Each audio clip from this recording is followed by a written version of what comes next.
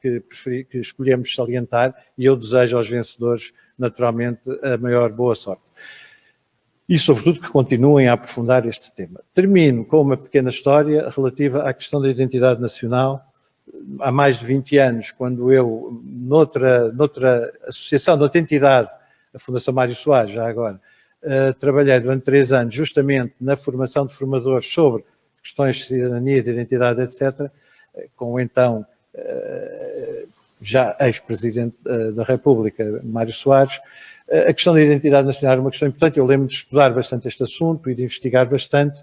E uma das questões que nos intrigou sempre, como sabem, em Portugal, morreu aliás recentemente, já agora aproveito também para lhe prestar uma homenagem, um professor de História Económica, o professor Pedro Laíns, de quem eu era amigo, e que estudou a história de Portugal e, nomeadamente, estudou de forma bastante afincada a razão de ser deste nosso espécie de atraso crónico, o facto de estarmos permanentemente a ficar na cauda dos pelotões em que participamos, o que não é agradável, muito menos para mim, que andei no colégio militar, sou filho e neto de militares, e portanto andar no pelotão é andar a passo igual e não andar nem mais depressa nem mais devagar, mas acompanhar os outros.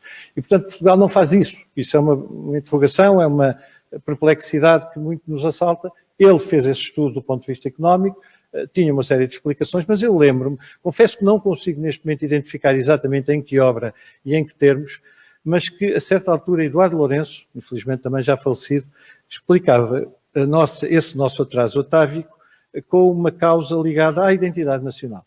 E qual era a razão? A razão era a seguinte: a nossa identidade é tão forte, tão evidente, tão óbvia para todos nós, que aquilo que quase todos os outros povos europeus tiveram de fazer no século XIX e XX, e no XX outros povos de outros continentes, que foi criar, inventar, fundar a sua própria identidade, sobretudo porque em muitos casos nações, enfim, tomadas ou controladas por Estados, mais do que uma nação, os chamados Estados-nações, como também se lhes chama. A verdade é que eles tiveram de fazer esse esforço. Esse esforço baseou-se essencialmente na escola, na educação, e num esforço muito grande de convencer aquelas pessoas que eram alemães, britânicos ou do Reino Unido, italianos, desde sempre. E, portanto, nós não precisámos de fazer isto. Esta era uma explicação. Eu hei de recuperar a fonte da explicação, mas lembro-me bem dela, porque na altura me impressionou e eu usei-a bastante, e era essa a ideia. Um povo que tem uma identidade tão estabelecida, tão clara, tão indiscutível como o nosso, e não há muitos que o tenham, são poucos no mundo que o têm, não precisou de fazer esse esforço suplementar. Bom, isso foi também, de alguma forma, o nosso mal, porque nos atrasámos nesse esforço de alfabetização, de educação, que outros povos fizeram, enfim, já no século XIX, a escolaridade obrigatória muito mais prolongada do que a nossa, como sabem, só no século XX, com a Primeira República, e sobretudo, ao contrário do que se pensa, com o Estado Novo, é que veio a ser reforçado. Em todo o caso, era apenas esta história que eu queria contar sobre a importância da identidade nacional, também para explicar, enfim, este nosso atavismo e esta nossa aparente fatalidade, que não é de todo, mas em todo o caso, achei que era uma altura boa e um local muito apropriado para o fazer. Já agora queria saudar a todos e todas, agora também se diz assim, queria saudar a todos e todas que estão nesta sala, agradecendo o interesse, enfim, em nome do júri, e eu terminava, espero não me esquecer, porque esta coisa, vou dizer o nome dos meus colegas de júri, António Pedro Vasconcelos, Isabel Alçada, Maria do Carmo Seabra, Francisco Mota, António Capela e Mariana, já sabia que mesmo, Duarte Silva. E, portanto, é mais jovem, ela vai-me perdoar, e em todo o caso foi um júri muito, muito profissional, muito competente, e eu agradeço a todos a ajuda que deram, e mais uma vez, muito obrigado.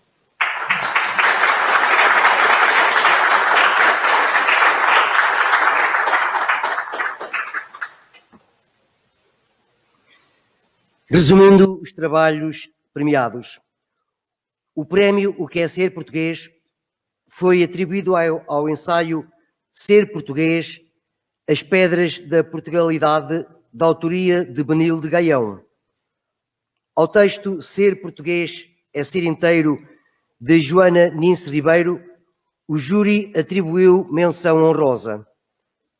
Ao texto O que é Ser Português, ensaio a partir de vivências em Portugal, em Moçambique e no Brasil, de Joaquim Matusse, o júri atribuiu menção honrosa.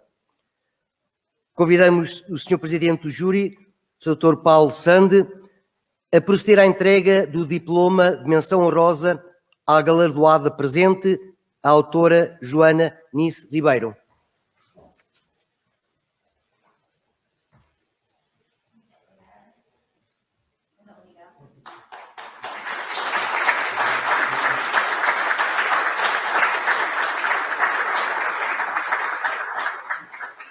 Para encerrar esta sessão, vai usar da palavra o Sr. Presidente da Direção, Dr. José Ribeiro Castro. Não tendo podido estar presente a esta sessão, a vencedora do prémio Benil Gaião enviou-nos uma mensagem em vídeo para a qual chame a vossa atenção. Boa tarde, sou Benil de Gaião, a vencedora da categoria de ensaio do desafio lançado pela Sociedade Histórica da Independência de Portugal. Resolvi participar porque me pareceu um desafio muito interessante. Sou professora de português e de inglês no agrupamento número 3 de Elvas e eu resolvi participar com o ensaio intitulado Ser Português, as Pedras da Portugalidade, derivado também à admiração pela arte que é a calçada portuguesa. E tal como a calçada portuguesa, a nossa identidade, o ser português, é ser diferente. É algo que nos distingue, é algo que é progressivo, que é formado por várias pedras, ou seja, não pedras, mas elementos sólidos, e tal como a calçada tem um elemento estético relacionado com a arte, com a beleza, com a sensibilidade, e também com algo funcional. É aquilo que nos coloca, que nos coloca no mundo, que nos faz perceber uma percepção do mundo diferente de qualquer outra. Tal como a calçada portuguesa é única, como nós sabemos. É também algo que se constrói, que é progressivo e sob a qual assentamos os nossos pés, a nossa base, o nosso caminhar. Este ensaio aborda algumas figuras históricas essenciais e tantas outras que ficaram não esquecidas, mas que não foram mencionadas, como Dom Afonso Henriques, a dinastia de Avis, a implementação da República, que são tudo marcos da nossa história, bem como também marcos literários, como José Régio, Fernando Pessoa, Luís de Camões. Basicamente, acima de tudo, tal como diria o escritor Teixeira de Pascoais, em 1915, ser português é uma arte, e tal como qualquer arte tem que ser sentida, compreendida. Não, é difícil de descrever exatamente o que é ser português. Daí também ter-me referido a este concurso como um desafiador, um desafio. Gostava de agradecer, estou imensamente feliz pela distinção e grata à Sociedade Histórica da Independência de Portugal pela oportunidade e lamento não poder estar presente. Gostaria também de dirigir uma palavra de estima aos outros candidatos ao concurso. Muito obrigada. Depois de ouvirmos a mensagem da premiada, convido a doutora Elvira Escarduça Correia a receber o prémio em representação da galardoada.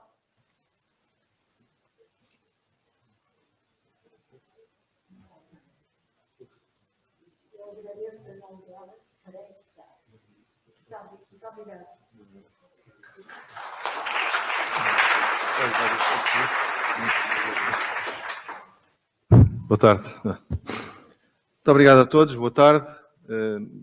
Se alguém tem uma dúvida porque é que a Sociedade Histórica instituiu um prémio para vídeo e um prémio para texto e não introduziu não constituiu nenhum prémio para áudio, eu creio que a demonstração, a explicação ficou à vista. Estamos aqui com problemas de áudio, peço desculpa. Queria começar por dizer como é que nasceu a ideia do prémio que a direção que presido decidiu instituir. A ideia foi angolana. É uma ideia que vi em Angola, lançada pelo jornalista Rafael Marques, a partir de uma instituição que ele lidera, de educação cívica, o FOLO, o que é ser angolano. E também, justamente, tem estes dois vídeos, estas duas categorias, de ensaio e vídeo, e nós adotámos. Lançámos no dia 8 de dezembro, que é um dia para nós muito querido, porque é o dia da nossa padroeira, Rainha de Portugal, assim instituída pelo Rei da Restauração, Dom João IV, e achávamos que era um grande auspício para a primeira edição do prémio. Não sabemos se este ano iremos lançar ou não no mesmo dia. Primeiro temos que rever o regulamento, com base na experiência do júri e algumas sugestões que nos certo transmitirão da análise dos trabalhos. Queremos também tornar mais estimulante a candidatura. O facto que fomos prejudicados neste primeiro ano pela Covid. De qualquer forma, o número de candidaturas em texto é apreciável, é um bom número, mas é uma pena que no vídeo não conseguíssemos que ninguém se candidatasse. Teremos que fazer mais esforço nesse sentido. O que procuramos com este prémio, que no fundo é um conduto para debate e para reflexão, é que, com base nas reflexões e nos textos dos autores e nos vídeos dos autores, isso alimenta a reflexão coletiva na sociedade portuguesa sobre o que é ser português. Que ideia é que fazemos, como é que ela evolui. E essa reflexão é dupla. É uma reflexão interior de cada um de nós e dos autores, e é uma reflexão exterior, na medida em que nós refletimos sobre os outros aquilo que nós pensamos e as ideias, às vezes, muito sagazes e novas que somos capazes de transmitir. Como disse o Paulo Sand, nós temos uma história riquíssima que temos que conhecer. Eu recentemente escrevi 2 artigos cujos títulos são coisas em que acredito muito, que a história é um dos nossos recursos estratégicos mais poderosos e que a história é também uma esperança, porque não olhamos apenas para o passado, mas vamos ao nosso passado, decantando, escolhendo aquilo que é mais relevante para projetarmos no futuro. E é isso que procuramos fazer por este instrumento, procurando também chegar a públicos mais jovens e a candidatos mais jovens. Queria agradecer ao júri, ao Paulo Sand, à Isabel Alçada, à Maria do Carmo Seabra, ao António Pedro Vasconcelos, ao Francisco Mota, secretário jesuíta e diretor-geral da Brutéria atualmente, e a outros 2 jovens, o António Capela e a Mariana Duarte Silva, a generosidade com que responderam ao convite e o trabalho muito aturado que eu acompanhei à distância que tiveram para decidir sobre este prémio. Para nós, as suas reflexões serão muito úteis para o melhorarmos. E caramba, temos neste júri 2 antigas ministras da Educação, o que de facto é um luxo num prémio destes.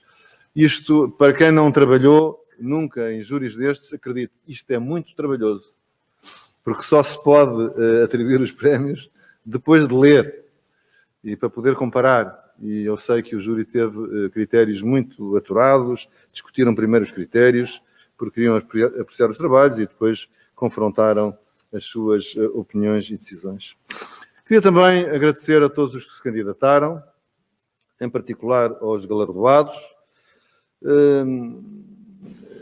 e dizer que há textos que são muito inspiradores, nomeadamente, enfim, vou citar apenas, por dever de ofício, os 3 trabalhos premiados, o trabalho da Benilde de Gaião, perdão, é um trabalho, como ela disse, que parte de uma alegoria, a partir de uma alegoria das pedras, da calçada, que vaziam lastro dos navios antigos, dos descobrimentos e das viagens marítimas portuguesas, e depois faz uma construção com vários episódios da nossa história, com a pluralidade, a ligação, a a coesão a partir das pedras. Vale a pena seguir essa viagem através das pedras. Não é propriamente o caminho das pedras que é mais duro, mas é uma alegoria feita de como se construiu a nossa identidade.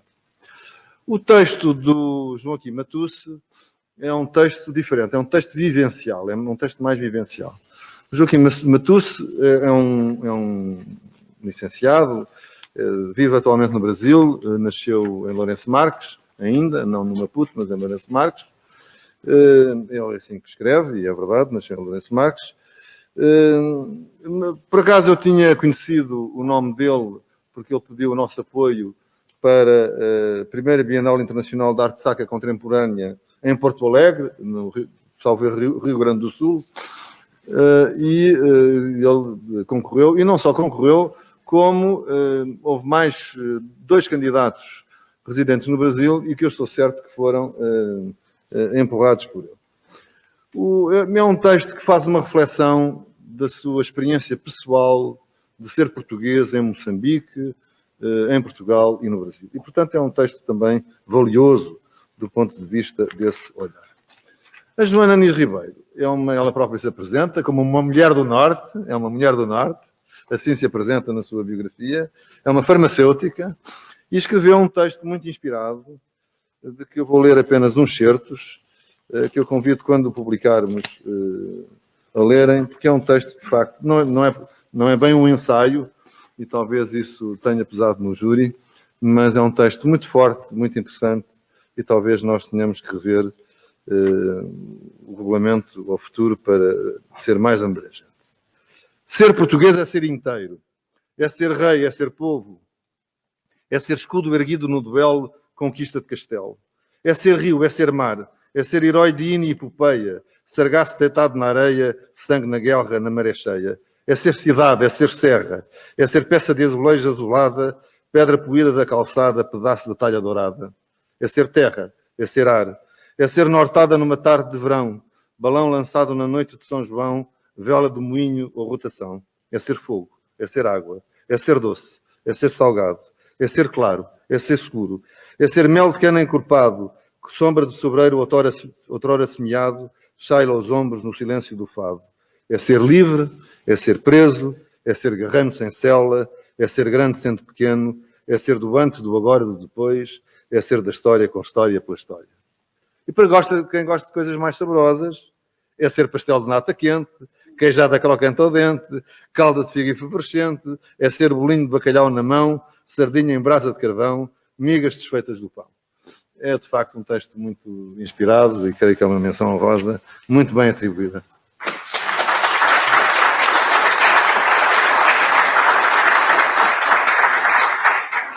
Nós ainda não decidimos, nós temos o dever que iremos cumprir de publicar estes trabalhos, quer o Eduardo com o prémio, quer as menções honrosas, e por isso decidimos criar um blog que se chamará Ser Português e que será estreado no dia 10 de junho com a publicação destes trabalhos. Até termos outros instrumentos, será a forma de publicar textos mais completos e com mais conteúdo para quem nos quiser seguir, que depois será replicado nos outros instrumentos, mas é um instrumento acessível. Também tencionamos publicá-los em livro. E hoje mesmo, no último ato desta sessão, iniciamos uma coleção de ensaios com a publicação de um trabalho recente do engenheiro Roberto Carneiro, antigo Ministro da Educação também. Mas, enfim, para publicar um livro é necessário ter um conjunto de trabalhos. Estes ensaios têm limites, o máximo são 3.000 palavras, 7 páginas, grosso modo, e, portanto, não é com um ano que nós conseguimos o conteúdo para fazer um livro. Mas, enfim, ao fim de alguns anos, ou com outra forma que a gente faça, nós tencionamos publicar todos estes coleções, que são, de facto, resultam do coração das pessoas, da sua imaginação, do seu sentimento, e como nós queremos, alimentam a reflexão interior e exterior sobre a nossa identidade e a estima que nós temos que cultivar por nós próprios, pela nossa história e pelo nosso futuro. Muito obrigado.